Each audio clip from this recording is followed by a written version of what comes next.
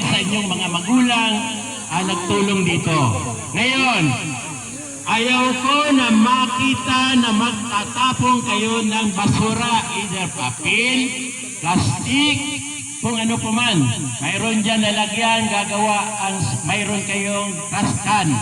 Ang ibig ng trash can, yung lalagyan ng mga papel at mga plastic na galing sa ice candy.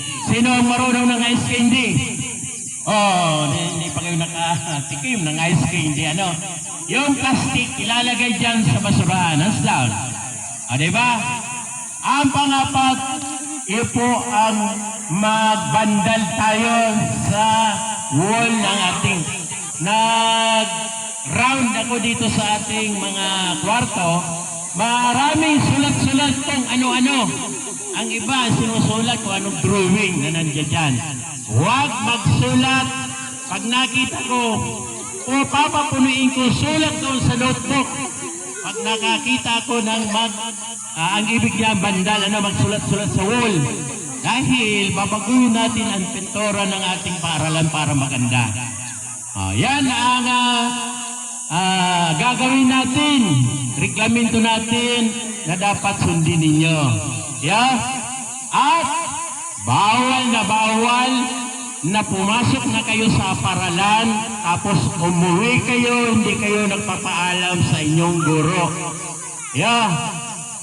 Ang tawag nun, hindi na kayo pumasok ng buong araw sa paaralan.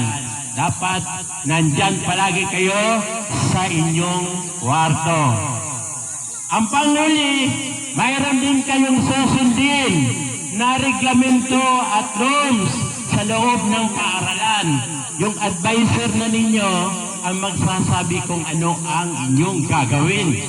The whole year na sa inyong toto pa rin sa loob ng kwarto. Ayun, ang pinakapanguli, yun lang ang susundin natin. At mayroon tayo mula na break time. Nakalimutan ko. 15 minutes yan. Ang ibig sabihin, magkakain kayo ng recess time. Kung mayroon kayong baon. So, ang kinderman, iba man yung schedule kayan. Tadiri-diritso ang lesson kayan. Nag-cut off yan kung perang minutes. So, yan lang ang aking patak.